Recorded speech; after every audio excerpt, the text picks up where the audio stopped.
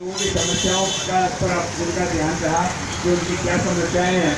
सबसे ज़्यादा समस्याएं गंदगी की है शहर के, और शहर के अंदर की गंदगी कैसे दूर की जाए। सिर्फ कचरा गाड़ी भेजने से शहर की समस्याएं दूर नहीं होती। कचरा गाड़ी के साथ साथ कचरा गाड़ी को ये निर्देश देना जरूरी है कि उन्हें जहाँ भी कचरा दिखे वो उन्होंने उठाना चाहिए। मैं ऐसे कई बार है जहाँ पर कचरा इकट्ठा पड़ा है, लेकिन वो कचरा गाड़ी उठाती नहीं, सिर्फ घर के लोग जो कचरा लाकर देते हैं उसको उठा के वो ले जाते हैं और बाकी का कचरा पड़ा रह जाता है। दोस्तों, इस तरह की व्यवस्था से कभी ठीक होने वाला नहीं। जब से प्रशासक बैठे हैं, अब प्रशासक के पास सिंगल एक आदमी का कंट्रोल है, उनको किसी प्रकार से किसी से पूछताछ करनी नहीं है और सीधे उनको प्रशासन को चुस्त दुरुस्त बनाकर और काम करना चाहिए। लेकिन पिछले 13 जनवरी को आंदोलन के माध्यम से उनको बताया गया कि ये समस्याएं इन पर ध्यान दीजिए, लेकिन वो उन समस्याओं पर ध्यान नहीं दे पा रहे हैं, क्योंकि ऐसा पता चला कि उनको दूसरे विचार हैं। अगर ऐसी परिस्थिति है तो हमको राज्य सरकार को इस बात का निवेदन करना पड़ेगा कि इनका प्रशासक पद के साथ साथ इनके साथ एक रेवेन्यू डिपार्टमेंट का एक अधिकारी और बने, एसडीओ को भी आप इसके साथ नियुक्त करें ताकि काम करने में तेजी आ सके। लोग बहुत ज़्यादा त्रस्त हैं। शहर की ये संस्था है नगर पालिका, जिसमें शहर की सारी सुव्यवस्थाओं को लागू करना चाहिए। समस्या कचरा के अलावा पानी की समस्या है, बिजली की समस्या है और भी दूसरे सारी चीज़ें हैं जिन पर व्यवस्था लागू होना चाहिए।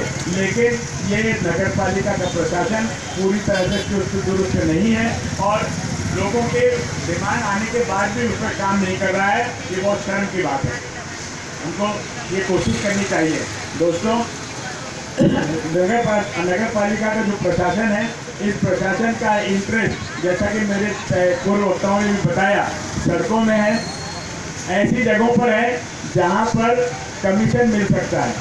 भ्रष्टाचार को बढ़ावा देने के जो काम है उन कामों पर इनका ज़्यादा इंटरेस्ट है, और जहां पर भ्रष्टाचार नहीं हो सकता है, जहां पर लोगों को सुविधाएं मिल सकती है, उसमें इनका ध्यान नहीं है और ये बात बहुत गलत है और हम इसका विरोध भी करते हैं और इसकी भर्त्सना भी करते हैं। पिछले समय मुफ्त पानी के लिए नल की योजना आई, उसमें भ्रष्टाचार हुआ।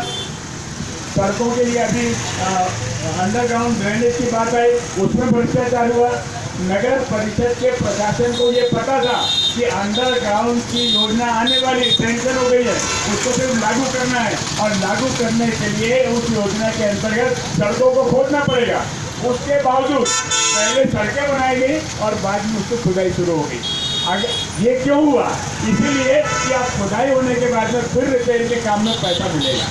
दोस्तों, ये जो प्रशासन है ये भ्रष्ट प्रशासन है और साथ साथ जो इसके पहले वार्ड मेंबर रहे हैं उनकी सबकी मिली भगत से अभी भी प्रशासन कर रहा है। इस बात का भी हम विरोध करते हैं और हमारा ये निवेदन है कि अगर ये चीज़ें ठीक नहीं हुई तो हम इसके आगे शहर कांग्रेस कमेटी के नेतृत्व में और अधिक कारगर आंदोलन करेंगे, जिसके लिए नगर परिषद को अपनी तैयारी रखनी चाहिए।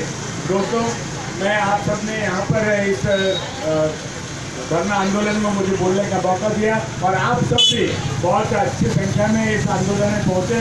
विशेषकर महिलाओं का मैं बहुत आभारी हूँ कि उन्होंने बहुत से काम वार्डों में जाकर भी किए, समस्याओं के बारे में जानकारी ली और एक पोस्टर, एक फोटो हमने तैयार की है विभिन्न वार्डों में किस तरह की गंदगी और समस्याएं हैं उसके बारे में। वो फोटो भी हम समाचार पत्रों के माध्यम से प्रयास करेंगे कि इस तरह की गंदगी नगर परिषद की नाक के नीचे हो रही है और उसके लिए कोई किसी प्रकार का काम नगर परिषद नहीं कर रही है।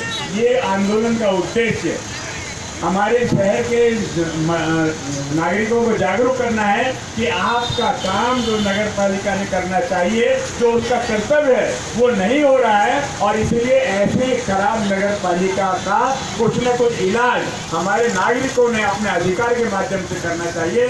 ये मैं यहाँ पर कहना चाहता हूँ और आप सबका बहुत बहुत आभार मानते हुए अपने दो शब्द समाप्त करता हूँ। धन्यवाद।